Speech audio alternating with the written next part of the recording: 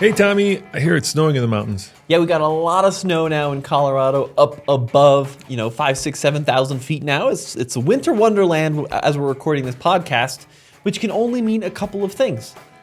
That we're going to have cruddy traffic, stalls on I-70, hard time getting to the mountains, and having to get the snowblower out. Is that what that means? That's exactly what it means, but it also means we are in the midst of our snow tire testing, our off-road snow tire testing, as well as discussing the best all-wheel drive and four-wheel drive cars for the winter season. Yeah, if you look at the Jeep behind me, if you're watching this, and if you're not, basically we've got a picture of our brand new to us, well, it's brand new actually, Jeep Wrangler, and you took it up to the high country because it was snowing up there this week, and you tested 3 tires. We won't tell you the results, but tell me what you were testing and how to go, Tommy. Why can't we tell them the results?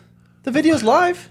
It's not live yet. Yeah. Oh, because we're time traveling. It'll be live when this goes up. You betcha. All right, yeah, we can tell them the results. So what are the 3 tires that you tested? First of all, tell them what you did, and then tell them how you tested these tires. So thanks to my dad's painstaking process of trying to find 2 more sets of identical wheels for our 3 sets of identical wheels. I was driving Tommy over all over the Denver metro area, meeting with strangers, trying to get Jeep wheels so we could have 3 sets of Jeep wheels, and actually not identical, so we could tell them apart. So they had to be different. Yep. And that's sketchy to begin with, right? Because you were meeting with people, and they all turned out to be really nice, but you never know, right? Because you're meeting with people like in strange places. The one guy met me at the Walmart shopping center parking lot. That was nice. But the others I had to go to their houses, which is always a little sketchy. Did you know that actually Jeep wheels are really easy to get in Colorado? Yeah, but what I wanted was 3 different sets of Rubicon takeoff wheels. Because this Jeep is a sport, it's got some pretty small and wimpy sets of steel wheels on it. And for the snow tire test, I wanted to run Rubicon tire sizes, 285 70 R17, and I wanted to run it on Rubicon wheels, factory Jeep wheels. So thank you, Dad, for going out and finding 3 sets of stock Jeep wheels in different designs. That was quite the feat you did. Yeah, they range anywhere from like the cheap ones I got. When I say cheap, I mean they're all pretty good shape, but the cheapest ones I got were $180 for 4 wheels. Mm-hmm. And the most expensive ones were like $500 for 4 wheels. So what happens is people buy a Gladiator because they're the same bolt pattern, or a Wrangler, and then of course they want to put their own wheels on it. So they take the ones that came from the factory off, and then they sell them on either Facebook Marketplace or Craigslist, and then I stumble onto them, offer them like 25% less, and hope they take it. Yeah, and they're really not worth much because there are so many Jeep people in Colorado that are doing these pull-offs. So initially, to get some more off-road worthiness to this Wrangler Sport, we actually went and found a set of wheels and tires that someone pulled off of, I think it was a Gladiator, that we added to this little Sport. Yeah, that one actually came with a set of Falcons. Yeah, but those were the MT tires, and then we did a few videos with those on this Jeep. And then, this was what I was really excited about, is 3 different tire manufacturers sent us 3 all-terrain tires to run through a number of tests, the first being our winter snow performance test. And we got 3 really exciting tires. So we got the new BF Goodrich KO3. Yep. Just came out. Yep. 3-peak snow rated. All of the tires were 3-peak snow rated. We got the new Falcon Wild Peak AT4W, also 3-peak snow rated. And then on the more affordable end of the spectrum, we got the Firestone Destination XT all-terrain, also 3-peak snow rated. We tried to make it as apples to apples as we could. So stock Jeep takeoff wheels, standard street pressures. All tires were load range E, right? All in that same kind of tire category. You know what rocked?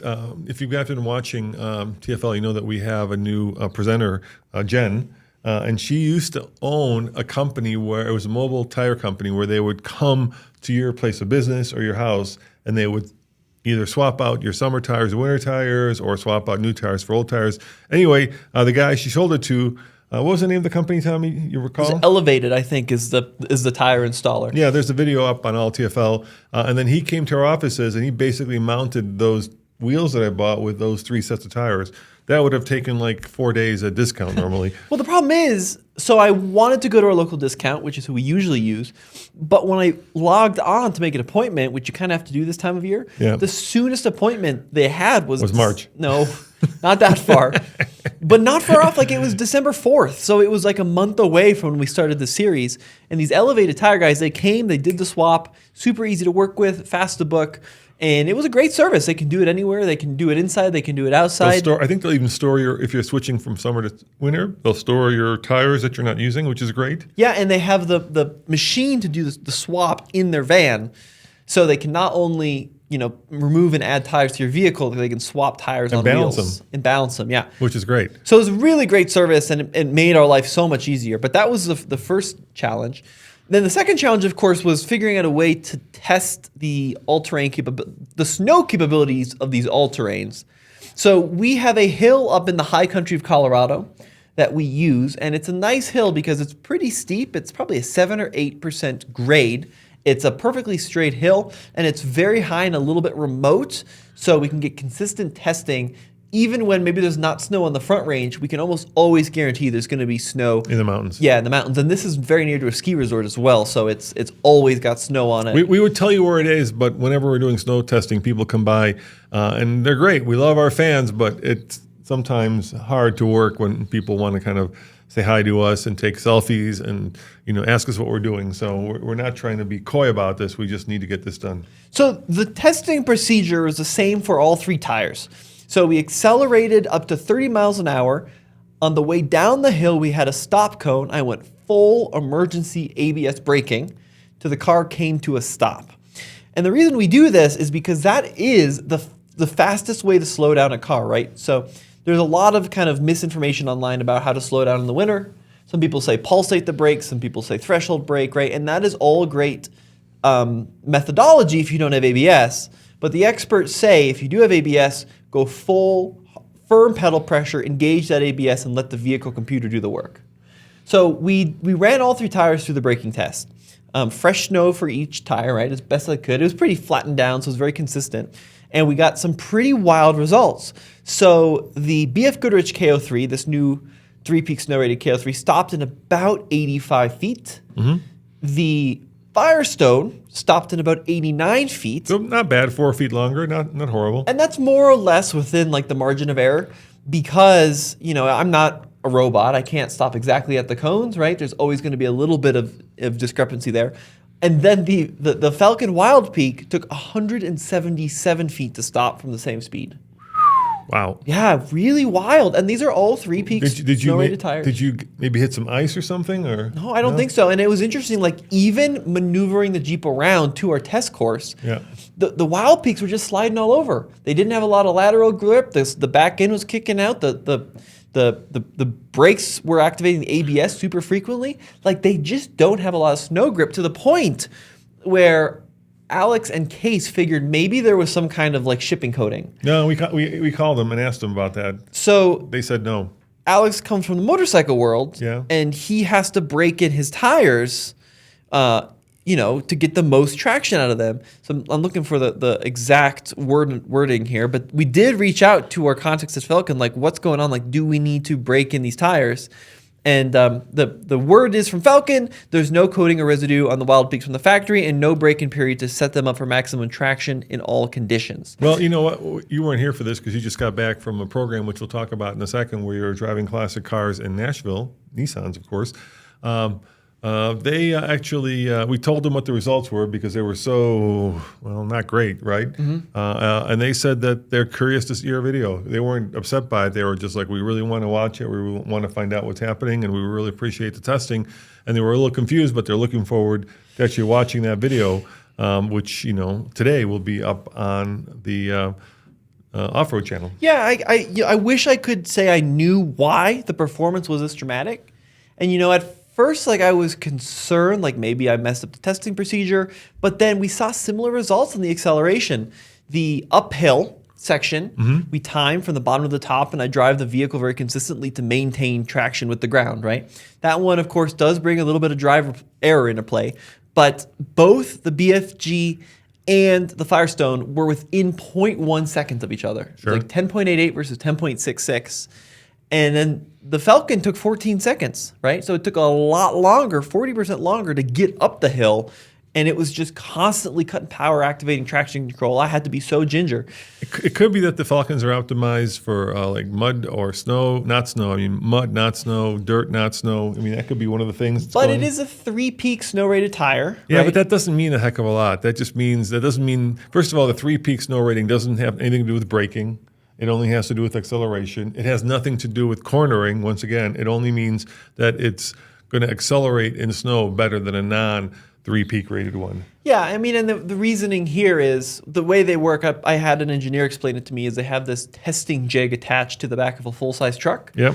And then they use science to determine acceleration abilities of tires on a controlled environment. And it's a repeatable test that they can do across the line. And then if your tire meets those traction quotas, you are able to put a 3-peak snow rating on it, right? But yeah, the Falcons were really kind of having a tough day out there. Same tire size, right? 285/70 R17 as the other ones, all load range E. So we tried to keep that pretty consistent as well. So excited to see going forward if we see any performance difference like in other terrains. So last year when we did this, we actually tested snow aids. You remember that, Tommy? I did. And one of the snow aids that we found that actually, if you don't have a Jeep and you don't have the budget to swap tires and buy wheels, one of the snow aids that we tested that did really well is our snow socks. So let's talk about these guys. So this is by a company called K&K, and snow socks, relative to the world of cars that's 130 years old, snow socks are fairly new. So like I could be wrong, but when you were a kid in the 1920s, they probably didn't have these. Yeah, right? and in the 20s, there was snow all year round. And up hills both ways. Yeah. But even like in the 80s, right? I don't think these were very prevalent. This is a fairly recent last couple decades. And what this is kind of a replacement for a chain or for another traction aid. Now, this is very cool. So the way this works is that it hugs your tire, and then I mean, it's basically a donut, right, that you put over your tire. yeah, this netting provides the additional traction that you'd expect out of a chain or out of a different traction device. What's cool about this is they actually retain snow. That's a common myth, right? Part of the reason snow tires are so effective is not that they expel snow, it's that they retain snow in the tread blocks because snow on snow traction is actually very high. Rubber on snow, not so much, right? Rubber on ice, definitely not, but snow on snow is actually pretty. And then this also gives you some additional bite as well. Very interesting piece of technology. Now, it still is somewhat limited like the snow chain. This is intended to be used on difficult, short trips, right? If you're stuck, right, you stick these on. They're not meant to be used like over 35 miles an hour, 30 miles an hour. It says up to 25 miles an hour. Just like a chain, right? But they're reusable. They are, well, according to the package here, they're saying you can put them on in 5 minutes. Is that true? Very true. And if you look down here, this is interesting too. So Colorado, we have traction laws, and one of the little stickers on here not only says EU certified, EN 662, but the Colorado Department of Transportation approved alternate traction devices. And do you put these only on the drive wheels?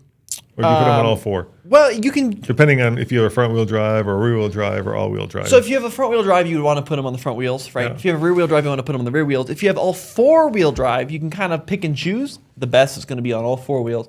But what Case and I found from our testing last year, we've done a bunch of testing with these guys in the past, is chains, horrible to use. Yeah, well, really it challenging. says they're safe on alloy rims, which is nice, so they won't ding up your rims like chains can. I hate chains, Tommy. Chains are such a pain in the tuchus. They're almost they look good when you see them in the store because it's nice and dry and nice and warm. But if you ever have to put them on actually in a winter condition, oh my gosh, I don't know how you truckers do it. These things are just like ancient technology. Well, and this is just much easier to slip on.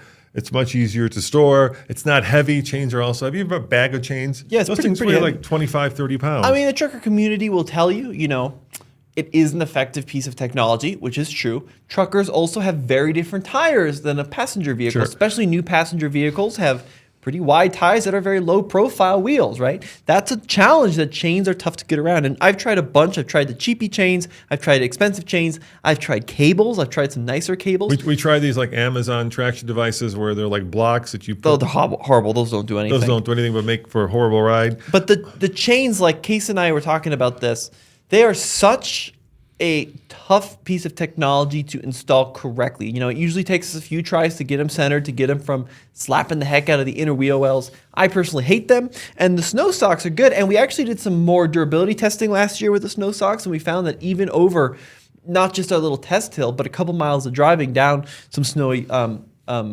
situations, they've held up pretty well, and you can also take them off and reuse them later. The key with these, we found, just like chains, is they come in a variety of sizes. Yep. So if you're on the K&K Snow Sock, for example, Amazon page, you want to make sure you size the size of the sock to the size of your tire. Yeah, so this is an XL. I take it there's like, it tells you what size Yep. tire. Yeah, there's actually a little guide. Yeah. And they include the gloves, which is nice, and super lightweight, put them anywhere. And then, Tommy, if people are interested, should they click on the link below? Yep. So we should have some links below.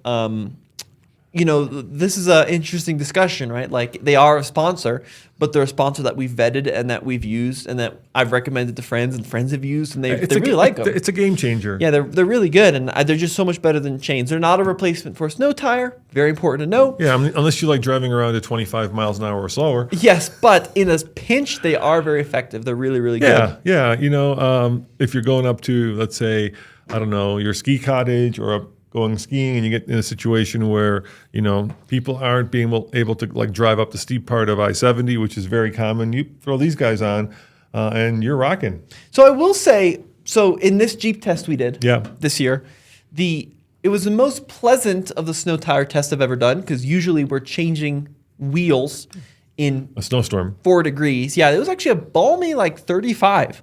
So it was really nice, perfect conditions. This year we decided to do it early. Yeah. Before we get midwinter. But yeah, I mean, it was crazy. First of all, I think for me, the winner of that, just based on that initial snow performance, the winner for me is actually the Firestone, the Destination XT. Which happens to be the least expensive. Yep, so typically the most affordable. I didn't talk about pricing as much in the video because it varies so much from distributor to distributor and sizes to sizes. But typically the Firestone's a 5-year-old tire, and it's going to be the less expensive of the three. It's also the least cool looking. You know, the Falcon, part of the reason I think people love those Falcons is they just look so cool. It's a good looking tire. It's a very beefy tire, Tommy. It looks like you're about to go and take on the round the trip world. But the Firestones, challenge. Yeah, the Firestones really performed well in the snow. BFGs, I think, stopped a little better. It's also a brand new tire. Super cool. I love that technology. I was in Alaska with them this year doing some off-roading. So I really like the KO3 so far. I think the snow performance is better than the 2. It just seems to have a lot more grip across the board. Really impressed with that. And then the Falcon, maybe they're going to send us another set to do some other testing on. But from that initial performance, pretty bummed about that. Yeah. So let's talk about some cars that we think are good in the snow and some cars that aren't. But before we get to that, I think we should talk about the elephant in the room, which is obvious, and that is if you want a good performing car in the snow, as long as you've got snow tires on it, it will do well. Whether it's front-wheel drive, rear-wheel drive, all-wheel drive. Obviously, all-wheel drive is going to be better. But snow tires are the easiest, fastest, and most probably expensive way to get good snow performance. Now, the trick with snow tires, of course, is that they're only good below 45 degrees, dedicated snow tires, and they will melt off your vehicle if it gets too warm. And we actually had that happen. Remember, we went up and drove to Coeur d'Alene, and I had the snow tires. I had Blizzaks on our Volvo V70R, and we got up to, it wasn't Bozeman, it was Missoula. And then going up that pass to get to Coeur d'Alene, we popped the tire because we had worn it, or I had worn it down. You were a young guy. I had worn it down to the metal. What's that called? The cores. The cores, yeah.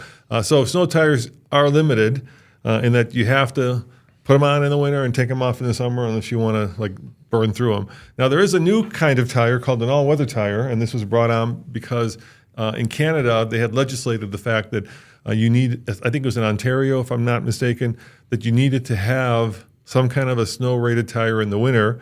And so the manufacturers decided to build a snow tire that wasn't all about the compound, but it was also about the tread. And they're all-weather tires now that you can have all year round that do provide, I'm not going to say great, but I'm going to say decent winter driving traction. We've used them in the last couple of years. Which ones have we used? Do you remember? So we had the Michelin Cross Climate. That's right, the Cross Climates, yeah. Yeah. The downside to them is they ride rough. Now, there's some interesting. I had a discussion with one of the chief folks at BFG a while back about compounds and snow tire, and the general consensus understanding among the community is that a soft tire is going to work better in the snow, firm tire is going to work better in the dry, right? That a soft tire is going to have more grip and a hard tire is going to have less grip. And then he said that's actually a complete misconception. There's a lot more that goes into the tire compounds than just soft and hard rubber. There's a lot of chemistry involved, and the Michelin labs, as well as all the others, have just insane amounts of testing that they do with these tires. But you're right in the fact that from the cross climates I've experienced, 3-peak snow rated, which is awesome, pretty decent dry grip, pretty decent wet performance. And then they do have about 80% of the capability in the snow of maybe a dedicated Blizzak, for example. But the downside, like you pointed out, is they are pretty firm from my experience. They have really tough sidewalls. So we're on the generation 2 of the cross climate. The first cross climate wasn't offered in the US, but it was available around the world. And I think that tech's just going to get better and better. But it's a good option if you don't have the space or the coin to go from all season to a winter tire. That's not a bad way to do it. So, Mom, just your mom, my wife, just bought a new car, a BMW iX, the electric BMW, and she wanted snow tires on her car. I offered to get her the all seasons because that would have made my life a lot easier. But she was pretty set. She wanted the performance of the snow tire, so I did get her some dedicated snow tires. And I think a lot of people feel that way. They may not trust the all-weather tire quite yet. We've had good experiences with them, but the downside is you do have to take them off and on, and that, especially at discount, that can be a whole day process. Not that they're not, efficient. It's just that there's, in Colorado especially, so many people who are switching to snow tires right now. Now, there's also summer tires, right? And these are usually high-performance tires that are on sports cars, performance cars, and those are complete, in the snow. Goat on ice, you do not want to take them in the snow. You'll have less than zero traction. And then there are, of course, the tires that come with any new car for the most part, and those are all seasons. What about all seasons, Tommy? Well, they don't work particularly well in any season, but they... True that. I mean, but I think you're kind of oversimplifying it. Well, I know I'm oversimplifying because you also have like the world of all-terrains, which is big and varied, the world of maximum traction or mud terrains, and you've got the world of performance winter tires and touring winter tires, and that's a whole the way we would do that here at TFL is we'd get like that engineer you were talking to and interview him and just do a dedicated show. I have. And I don't want to do that. It's on a TFL Talk. It's exactly got a picture of a 4Runner in the thumbnail. And I don't want to do that show right now. I kind of want to keep it simple and keep it interesting so that people can listen to this and just kind of get an overview as opposed to getting deep down into the different compounds. I've interviewed those engineers, Tommy, and after about 10 minutes, my eyes roll up in my head. And I understand all the technology and all the tread compound and all of the different science that goes into it, but it can be very dry. But it's the most important aspect in a vehicle's winter performance. True that. Because you only have 4 points that your car touches the ground at, right? Yeah. And it's not with a differential, and it's not with a powertrain. It's with tires, right? Those are the things that make your vehicle go, stop, and turn. And I think something you said earlier is true. If it was me, if I had like a Golf or a Prius, right, and I didn't like the snow performance, a lot of people in Colorado sell that and immediately buy a RAV4. But for me, the first thing I would do, instead of spending several $1,000s to get a bigger all-wheel drive vehicle, is I would spend the money to buy a good snow tire. Because while all-wheel drive will help you get going, it's not necessarily going to help you turn, and it certainly isn't going to help you stop, whereas a good set of rubber will. Yeah, but nobody does that. That's like the common advice that you tell everybody: throw some snow tires on it. But I think the allure of a reason to get a new car, especially in Colorado, is too strong to actually do the logical thing, and that is to get snow tires. So let's talk about all-wheel drive. We won't get into four-wheel drive, which is a truck thing, or we can. I guess Jeeps also have four-wheel drive, but let's talk about that. Obviously, all-wheel drive all the time is the best when it comes to snow performance. Having all four tires power the car all the time, which is not as common as you might think. Because in a four-wheel drive car, if you do that, you get crabbing, especially if you get onto a piece of tarmac that's not snowy.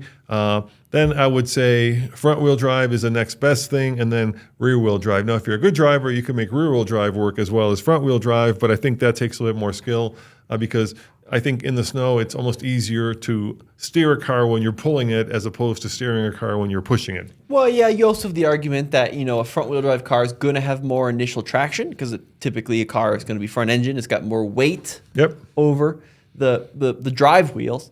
I mean, no, there's a lot to four-wheel drive systems and all-wheel drive systems, and I think to break down into there's a whole discussion about this, but to break it down, in my opinion, the difference between a four-wheel drive and an all-wheel drive setup is a four-wheel drive setting has the ability to switch between two-wheel drive and four-wheel drive with the addition of a low-range transfer case or set of gears, right? Like a Wrangler. Yeah, or a Bronco or a 4Runner or a lot of full-size trucks, right? But unlike a Range Rover, why don't you talk about that next? Well, a Range Rover and this is why it's complicated, right? A Range Rover typically has a full-time four-wheel drive system in that there is power going to all four wheels at all times, various amounts because of a center differential, and there's no ability to go between two-wheel drive and four-wheel drive, but it's still four-wheel drive in my book because it has a low range, right? So that's a very good way of engineering a four-wheel drive system. It's very heavy. It also has big cost in terms of fuel economy. So very few vehicles actually operate like this. You mentioned Range Rovers. Land Rovers. Like the Toyota Land Cruiser operates like this, right? Yeah. Both the old ones and the new ones. The Lexus GX, that's a full-time four-wheel drive system. Lexus LX. Some trucks you can do full-time four-wheel drive if you want. But not really. Okay, well, let's not get into it. But no, we have an hour. What else are we going to talk about? This is good stuff. The problem is you're getting into Andre's world. But there's a lot of SUVs that do this too. All right, I'll let you go with SUV. Where Yukon. Yes, there you go. Where they will have a 4-auto setting, which is different than what, for example, a Land Cruiser has, is that in 4-auto, the Yukon is going to default to a rear-wheel drive setting until it detects slip, and then it's going to engage the front axle, right? Which is perhaps not as durable or as immediate as having a full-time center transfer case or center differential like you might have in a Lexus GX. Yeah, the same thing for a Tahoe or a Suburban. Yeah, or any number of full-size trucks. Yeah. Or even Jeeps do this, right? Yeah. Ford Bronco does this. There's an auto setting on the transfer case. And then you come to the world of cars, right? Where some cars do have that center differential. Very few, like an Evo. Yeah, we still have the Tucson here. It's the Tucson XRT, which is the off-road one. Mm-hmm. And there's a little button in the middle you can push that locks the center diff. Nope. Well, that's what the button says. Yeah, but it's not what it does. What does it do? It's lying to you. It's lying. Lying. Tucson, Hyundai, what? So the way that the vast majority of cars and crossovers operate is they are a front-wheel drive based all-wheel drive system. And the way it typically works is the vehicle will operate in front-wheel drive mode 90% of the time, cruising along on dry pavement. Maybe when you stop to accelerate, right? Maybe when you go full throttle, maybe if it's raining, and certainly if it's snowing, what the vehicle can do is engage a clutch, usually a clutch in something called the power transfer unit, which then activates the PTU, the drive shaft, and the rear wheels, right? And what that button does, like on the Tucson, is it's telling the vehicle to engage that clutch and that PTU as more frequently or as often as it can, right? So it still is technically a front-wheel drive based system, and there are different vehicles use different things. Like some vehicles use a viscous coupling, right? There's a lot of ways to do these front-wheel drive bias systems. One of the biggest manufacturers, a company called Haldex, they did a lot of stuff, and they still do a lot of stuff for Volkswagen, for the Audi group, for Volvo, right? Very, very common. But yeah, it's interesting that it looks like a center locker, and it may act like a four-wheel drive system in some ways, but it certainly isn't the same. Yeah, for all you folks like in Florida and Arizona that you've tuned out 10 minutes ago because you don't get snow. Well, I guess in Arizona, if you go up to Flagstaff, you'll get snow. This also applies to wet weather traction. Mm-hmm. Or any slippery surfaces. So don't be like, hey, it's only for snowbound states. It could also apply to you, especially with all the hurricane folks in Florida get, right? Yeah. And then you have the world of all-wheel drive, like the BMW. A lot of the Germans do this. Where it's actually a rear drive based, biased, I should say, rear drive biased all-wheel drive system with the ability to engage the front axle, which is kind of a different feeling when you're in the snow. Yeah, and then we should also talk about, especially in the snow, the difference that ground clearance makes. And I'll give you a good example of that. So, like I was saying, I used to own a Volvo V70R, which is a station wagon. And that had the helideck system where it was front-wheel drive, and when the front wheel started to slip, then it would send power to the rear wheels. That's what we call the slip then grip system. And there was a huge snowstorm here in Colorado where your mom got stuck on the bus about 15 miles from our house. And I was like, aha, I've got Blizzaks, I've got all-wheel drive. I'm going to go rescue my lovely wife. I felt like I was going to be a knight in shining armor. I got about a mile from the house, and I almost got stuck. And you know why that is? And ground clearance. Yeah, exactly. I piled up all the snow under the car. And so once you get high-centered, it doesn't matter, the tires, the all-wheel drive system, you're just going to be like, a beached whale, which is almost what happened to me. And then I managed to get it unstuck, drove home, and my neighbor, who at that time had the supercharged Frontier, do you remember those? First gen, yeah. Right. He just jumped in there with me, and we blasted through the snow. It didn't matter that it was, a foot deep. The truck just had no problems whatsoever. And so I would say that one of the important things that if you really are talking about deep snow or potential Colorado-style snow, you do want ground clearance. And most passenger vehicles have, I don't know, between 5 and 7 inches of ground clearance? Yeah. Which isn't enough. Well, it depends how often you're seeing snow, right? Yeah, it depends if you're going up into the high country in Colorado. Right, in a then maybe snowstorm. it won't be enough. But for a lot of people, I mean, what's cool now, we're in an interesting era where, especially since everyone's buying crossovers, the sedans that do remain are now pretty much all available with all-wheel drive, like the Nissan Altima, available with all-wheel drive, the Toyota Camry, available with all-wheel drive, right? Yeah. Stuff which hasn't always been the case. So I went on a program with Toyota, with Sophian and some other YouTubers, and Toyota had their all-wheel drive Camry, and then remember the last generation all-wheel drive Prius. And we should talk about that system too, by the way. And Sophian, sorry, dude, managed to take it into the field and get it stuck right away because of ground clearance, right? He just sank into the snow, and that was all she wrote. Sure. Now, let's talk about the Toyota system, which is also different, where you have no physical connection between the front and the rear wheels. Yeah, so this is a system they use on their hybrid vehicles, which is now pretty much everything. And the way it works is that the front wheels are driven by the gasoline engine and electric motor, right? And the rear wheels are driven exclusively by an electric motor. So there's no drive shaft connecting the two. It's a great system for packaging because you don't have to run a prop shaft down the middle of the vehicle and have space for that. So it's really good for packaging. Also good for efficiency, right? You don't have to spin a drive shaft and the PTU and all that entails. Now, the early systems, this has been around for probably, 15 years, 20 years now, going on the EO wheel drives. They didn't have a very meaty rear motor. So what happens is they really act like front wheel drive cars in the snow with like a mild push. It's like someone is just kind of gently shoving you from the rear when you're in deep situations. And the worst offender was the Prius all-wheel drive in the last gen. Had a 7 horsepower rear motor that only worked up to like 40 miles an hour and was super limited. Now, from my experience, that's why we do the slip test, is the newer systems are generally better, right? They're able to give you more intervention from that rear axle to give you more bites to get out of tough situations. Still, in my opinion, maybe not as good as a mechanical all-wheel drive. At least that's what Hyundai will try to tell you in their marketing materials. And then that's another good point we should talk about too really quick, is like Subaru claims like symmetrical all-wheel drive, right? And I was going to get to that in a second. well, what I want... Can you just hold off on that? Okay.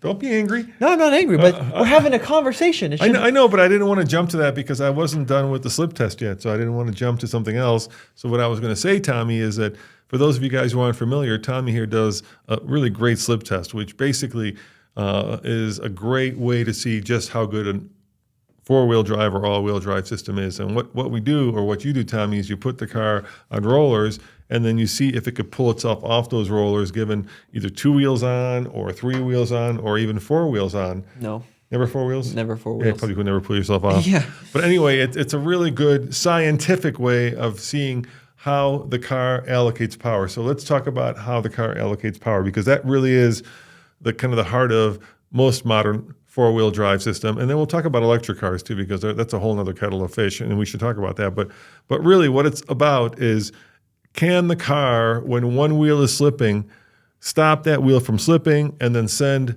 power to the wheel that does have traction? Yeah, and it's the terminology is interesting because we're testing a couple of things in that test. The first thing we're looking at is how the vehicle can respond to a stuck situation with the front and the rear axle. So we do the front wheel slip test where we get the front wheel stuck, make the rear wheels push us off, right? Typically easy for a mechanical four-wheel drive or all-wheel drive system. Difficult for the Toyota system we were talking about because those motors can be dinky. I think the people out there are wondering what were some of the cars that succeeded, that did really well, and what were some of the cars that did poorly? Well, pretty much everything passes the front wheel slip test. Okay, so two wheels on, every car. So it manages to send power to the rear wheels. Both front wheels are stuck. Yeah. This is what some engineers would describe as zero mu, which is like the coefficient of grip, or maybe I should say negative mu, because you're a little bit in the roller situation. Are these engineers who love cats? Cows? These are engineers who are too deep into it. So the vehicles that struggled, though, were like the Gen 1 Toyota all-wheel drive systems. They didn't have enough rear motor torque to push it off. So that was the first test. And then we would do something called the diagonal slip test, where we get like a left front and a right rear. Kind of like a cross-ditch test simulated. And that tests a couple of things, not only torque distribution front and back, but also the ability of the traction control or brake lock differential or brake force management, whatever, to slow down the spinning wheel to send wheel speed to the one that's got traction. And the way that the physics works on this, and look, I'm not a physicist, but as engineers have explained it to me, if you have an open differential, right, you technically, in a tough situation, have one wheel drive, right? You get one wheel stuck in the ice, and that thing's going to spin and spin and spin, and the wheel on the ground is going to remain stationary. And the physics behind it is the torque being applied to both wheels is the same.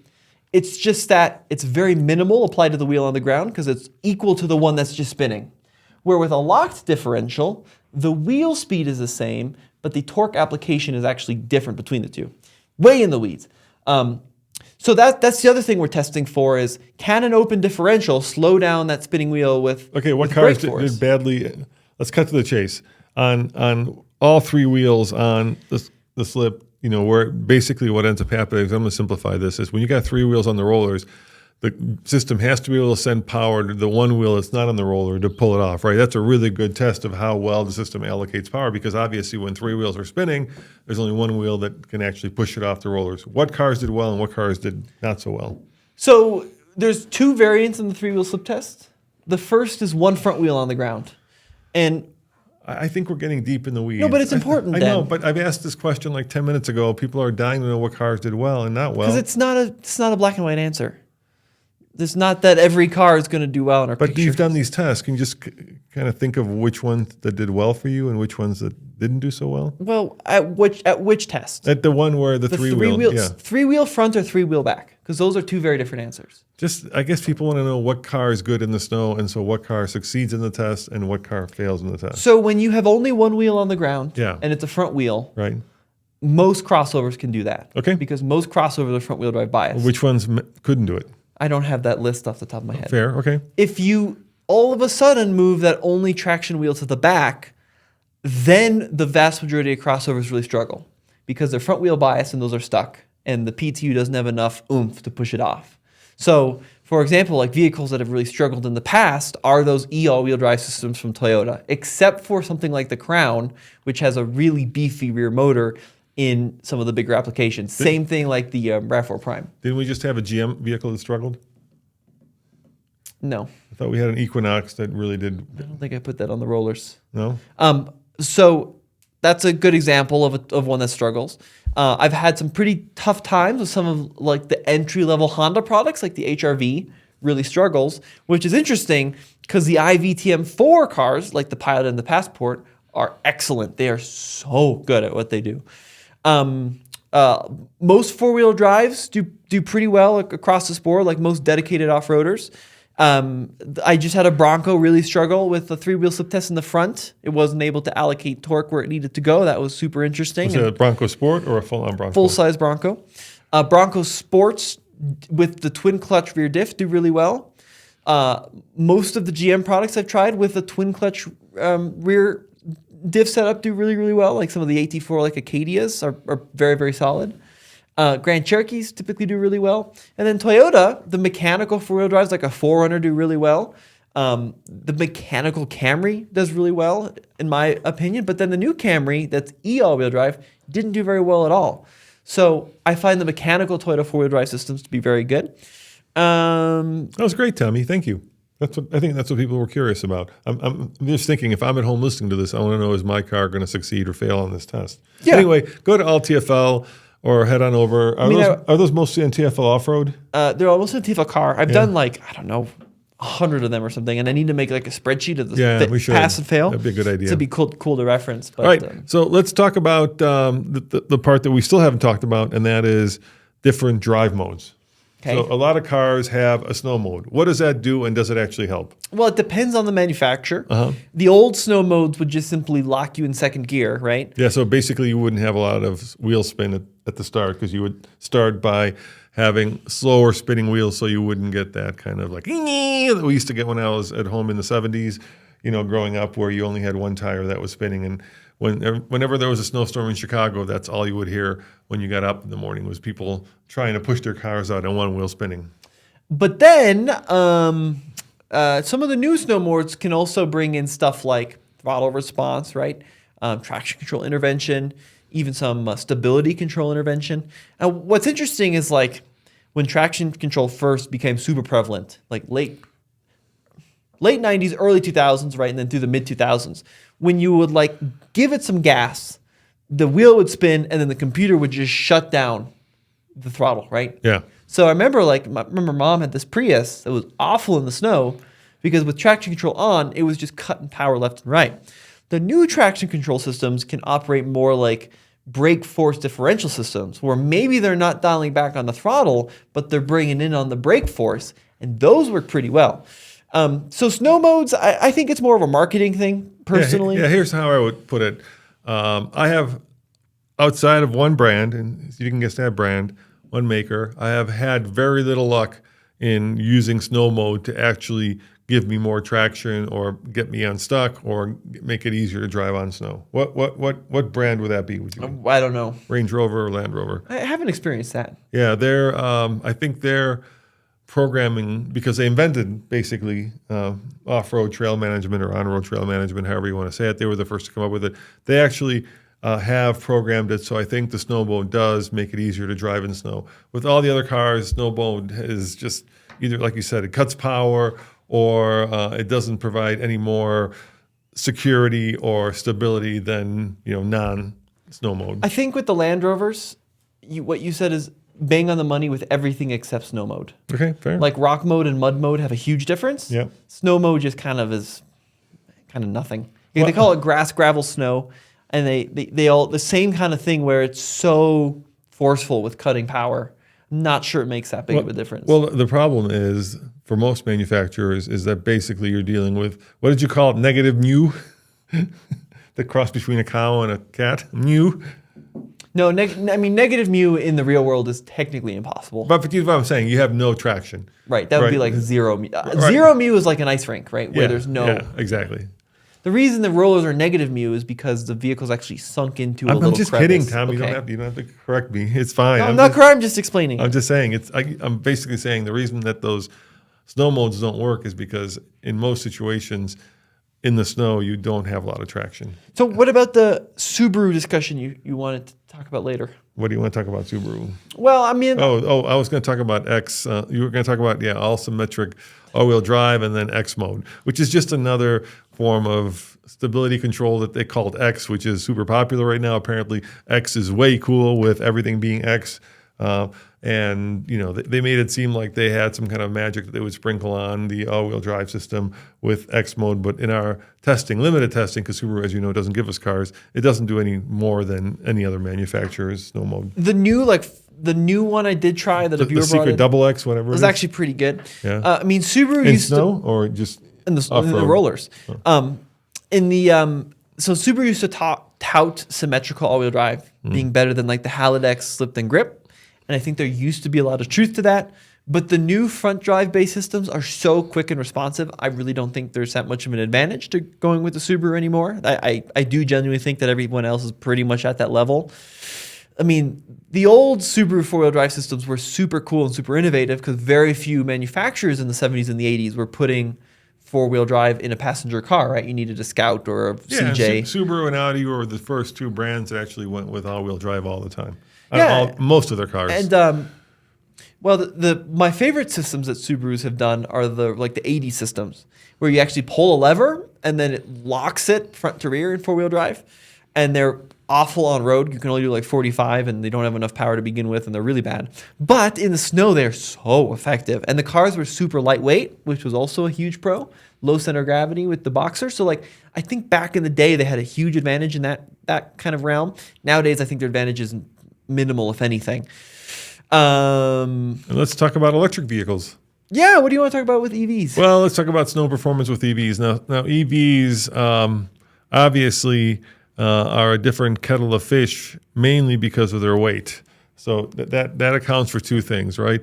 When it's hard to get the weight moving, and once you get it moving, it's hard to stop. Mm-hmm. So the heavier something is, basically weight is deterrence to performance, be it on-road, off-road, right? The heavier something is, the worse it's going to perform. And when you get, a very heavy vehicle moving in a straight line and you want to turn, it's going to want to go in a straight line. So in general, EVs, I would say, because of their weight, are not as good in snow conditions. The other problem with EVs, and there's three actually. The other problem is obviously the batteries don't work as well, so you lose range in the snow because usually when there's snow, it's cold. And then they also burn through tires quicker. Yes. So we took those tires off my wife's iX. And she had put on, or the car had 14,000 miles, and they were getting ready to be, they weren't quite to the wear marks, but they were certainly getting close to the wear marks after 14,000 miles from the OEM tires. There are some advantages to an EV in the snow. Yep. And like what? When we talk about traction control, right? A gasoline vehicle can only make so many changes a second with either fueling or timing, right? Where an EV, in theory, because it's just electrons, but you could have a nearly infinite number of adjustments to motor output per second. So you could have really precise traction control. So I think I agree with the concept, but I don't agree with the reality of it. Remember when we took the Rivian off road, and it just what ends up happening is the system is trying very, very hard because it can to send power to whichever wheel has traction, and because we were in deep snow on a snowy trail, none of the wheels had traction, and eventually the system kind of just gave up and wouldn't turn any of the wheels whatsoever. Well, I agree, in an off-road snowy environment, I think there's maybe not an advantage, but in a typical snowy environment... How about on a skating rink? What do you think an EV would do? I think it would do better than the gas car. Okay. If you lined up a gas car and an EV... That'd be a fun test. Full throttle... Hey, all you tire manufacturers out there, that's one for you. Yeah, that'd be pretty cool. Or the tire rack, yeah. Throw a cool. gas car against an electric car in an ice skating rink. Yeah, no, I think that would be really interesting. The other advantage of an EV in the snow, in the winter, I should say, is you can typically precondition an EV from an app, which is a very underrated feature. Well, you can also remotely start a gas car and do that nowadays. Yeah, perhaps, but that's not performance. That's just comfort and convenience. But when you think so, my wife would love that feature, right? Okay, yeah. The car's plugged in outside. Yeah. Sure, she could remote start it, but then she's burning gas to heat a cabin. When it's plugged into the wall, you remotely start it. You get most of the heat into the cabin off of shore power instead of battery power. And then you can even defrost the windshield, right? Come out, car's nice and toasty warm, get in it and go. Car can be parked inside, even like a cold parking garage. Precondition it, right? You're not going to gas somebody out. So that's kind of cool. I'm not going to lie. I think that's a pretty cool feature. All right, well, let's talk at the end of this, as we're getting out of time, about the cars that we think are good in the winter versus the cars that maybe aren't good in the winter. Now, we set some ground rules, right? And that is, if you want to have a car that's good in the winter, throw on some snow tires or all-weather tires. But let's just say, let's just say they're all wearing all seasons, which is a very bad idea for snow driving. I would say, in general, for me, I like anything that's good off-road in the winter. So that means Jeeps, Wranglers, Broncos, Range Rovers, Land Rovers, right? Anything that can go off the beaten trail, even trucks, is good in the winter. Now, having said that, that doesn't mean I feel the most secure. If there's a lot of snow, I do feel secure because obviously the car won't get high centered. But if there's not a lot of snow, there's nothing better than like an all-wheel drive performance car with snow tires. Yeah, it's an interesting distinction. Yeah, that really gives you a lot of confidence, I actually. I agree with your off-road analysis. My only asterisk is, and this is a big one, and because if you're listening to this, you're a car person likely, and you probably don't care, but like my mom sold a 4Runner because of the snow performance. Not that 4Runner wasn't awesome in the snow, but she forgot to put it in four-wheel drive once, came around to turn, and swapped ends, right? And that is something like that base Wrangler, incredible in the snow, but You got to have an all-wheel drive. you got to have it in four-wheel drive. And sometimes, especially like in the shoulder seasons in Colorado, we go snow, dry, on multiple times during a drive. It can get kind of old having to switch between 2-high and 4-high. That's why like Range Rovers are nice because they're all-wheel drive all the time. Yeah, and I like the performance car thing too. I think that's pretty clever. Yeah, A little bit of snow. or any IX, or All 4, or whatever the designation is for something that's all-wheel drive does really well. I think here in Colorado, Subaru seems to be the brand that a lot of people trust for going into the winter because they're all-wheel drive, and same thing for Audi. Yeah, I don't think Subaru or Audi has much of an edge anymore over the Quattro Hondas and the system is- BMWs of the because a lot of the Quattro systems are just a very refined Halodex, which is fine. I think some of the low lights for me are the older Toyota all-wheel drive systems, and even some of the newer ones, like on the Camry Hybrid, maybe the Sienna, just not all that impressive. Fine for most uses, but unless things get really deep, you might want to look elsewhere. And then I think the highlights for me are vehicles like the Passport iVTM 4, Pilot, the Bronco Sport, really, really good.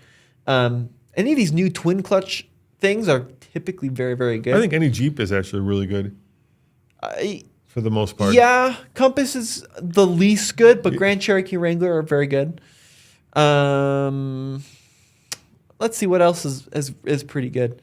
Some of the GM stuff is pretty darn good. Volvo systems, I've had very good luck with the Volvo all-wheel drive systems now. Actually, they're very good. Not a lot of ground clearance for the most part. The crossovers have more, but we just had the station wagon, the V60. The Hyundais and the Kias are typically always like very middle of the road. They're going to be fine. They're not going to be exceptional. They're not going to be bad, but they're just going to be perfectly fine. And here's irony, right, Tommy? And we can't forget about this. Like a classic thing that happens in Colorado is you can have the most snow-worthy car with the best tires for the conditions, and you could be going up to the ski area, but there will always be somebody driving from California who forgot that we get snow in Colorado, and they'll go off the road, and then you'll come to a grinding stop. So at that point, the best car is the one with the most fuel in it. Here's an interesting discussion. How about some pieces of tech that make a car very good or very bad in the winter? So, like heated windshields. Do you like heated windshields? I'm dying to try the new one in the Defender. It snowed last week. It didn't seem to help that much because what ends up happening when you have a lot of snow, it does tend to accumulate on the side, and it just gets deeper and deeper until the wiper only gets like a half a stroke before it hits all that snow, and you got to get out. And so I'm hoping that the front heated windshield actually melts that stuff. I'm not sure it's going to do it, or whether it's worth it for the 1 or 2 days here you use it for the cost of replacing it. Because here in Colorado, we replace windshields like Tic Tacs. They just get broken all the time. Very expensive. And those things are very expensive. I know remember a couple of years ago, we did a video where we were driving a Jeep, a Wrangler, and because the heating grates across the front of the windscreen weren't long enough, it got so iced up that we could barely see. That's another piece of tech. The other one that almost killed me and you once was we had a loaner of a Land Cruiser that came from California, and you Californians seem to like to put water in your windshield wiper fluid, and that, of course, froze up, which made it almost impossible to see because you couldn't squirt off the road grime from the highway. But that wasn't Toyota's fault. No, I'm just saying it was a California thing. Yeah. That's basic piece of tech. I'm thinking like some cool things I've seen lately. Okay, like what? Jeep offers it, Mercedes does it, GM cars used to do it. Give me too. a hint. I'd like to take a guess. Swipe at this. It's a windshield thing. It's a windshield thing. Yes. It's not a heated windshield. Nope. It's a It's a windshield. wiper thing. Heated wipers? Nope.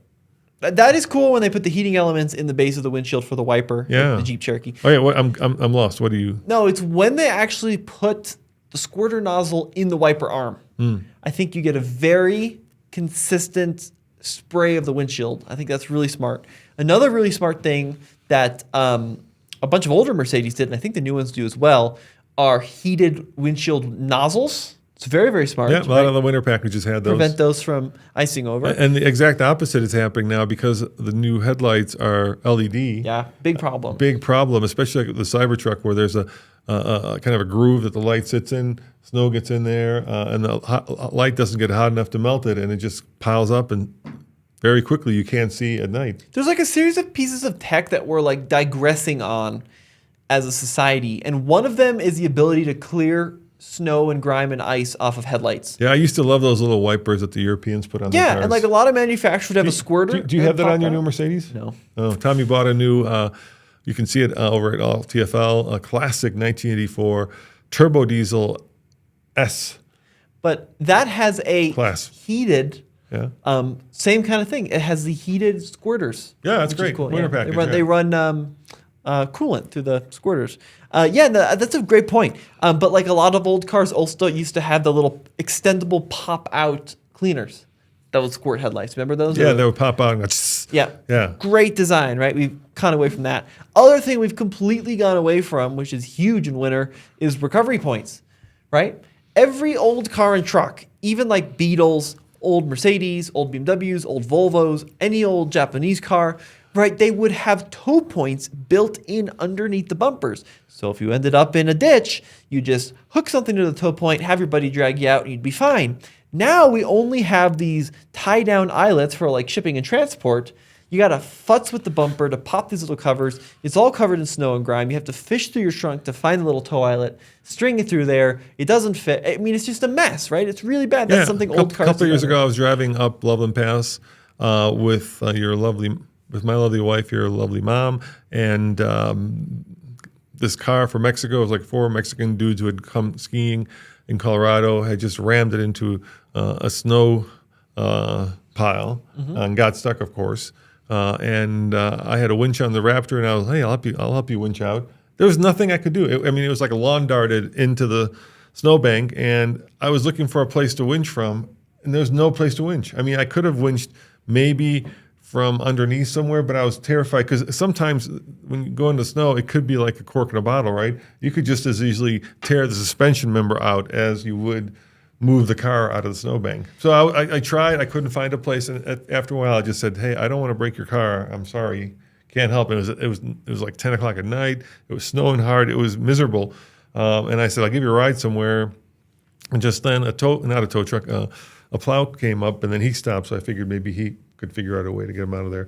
The other thing I think we should talk about, Tommy, and I'm looking at that picture of the Jeep right there, is the ability to not pack snow in under your. That's why I like off-roaders, right? Because any low-slung sedan is just going to pack all that snow in the wheel well, and then next thing you know, you can't even steer the car. Well, and a lot of older cars were really good at this. It's like, if you look at any car from the 70s, even the sedans will have like 7 inches of ground clearance, and the tires are 175 in width. So they weren't throwing the same amount of snow that the new super wide tires are doing. Great point, right? A lot of new cars have just such a limited amount of ground clearance and such small fender wells for snow to accumulate. That's a really annoying problem. Some new cars now are even going, like SUVs are going away from rear wipers, which is just terrible. It's really, really stupid. So there's a lot of like weird cost cutting and design changes that have been implemented in the last couple decades that I think have made cars in some ways worse. The Ioniq 5, that didn't have, they finally added it back, but for a long time didn't have a rear wiper. Yeah, same thing, right? Yeah, they said the Korean said that the Aero would remove the water, and we were all like, well, it's winter. And then the worst one are these stupid door handles that are retract or are hidden. Or hidden. God, yeah, those or you have freeze to up. poke at, and then you end up getting yourself more dirty because you're trying to unretract these door handles. Really bad. I don't like frameless windows in the winter. Those can be pretty gnarly too. I had a Mini where the doors would just get stuck closed if it got too cold. And then, dude, God help you if you have a flat, because most cars do not have Yeah. a spare tire, and try driving on a flat tire in the ice and snow. That's not going to be very productive. So there's just some basic pieces of hardware that cars have gone away with, which is a total shame because they used to be, in some ways they were worse than the snow in most ways, but in a recovery or visibility or whatever standpoint, they were just better. Yeah. And so I would say, once again, if you want a good vehicle in the snow, get a truck. Yeah, but like our neighbor with that Frontier. Get a truck. It's got everything. It's got ground clearance. You can see over the other cars, so you see what's coming. It's got usually a good 4-wheel drive system. It's got a low range. They're just great. And you can, winch other people out. I don't know if I agree, though. No, you don't want a truck? I want a truck. I like the concept of a truck. Yeah. But the problem is a snow tire is the best solution in the winter. You can put snow tires on a truck. Nobody does. Can you? Do people? No, but you could. Exactly. I don't think you could get snow tires for a TRX. It's just not a thing, is it? Yeah, and an all-terrain is not bad in the snow, as we talked about, but it's not a snow tire. And I think a snow tire in an SUV 9 times out of 10 is going to be better than a truck on all-terrain. Yeah, I couldn't agree more. I remember I was driving your old Jeep back from Moab, and I was coming down Vale Pass, and all of a sudden it got icy, and next thing you know, I was a passenger. Yeah, and then you have the argument that... Because a dedicated winter tire would have actually helped on ice, but the all-terrain just Well, and you made the argument that, heavier cars are worse than snow.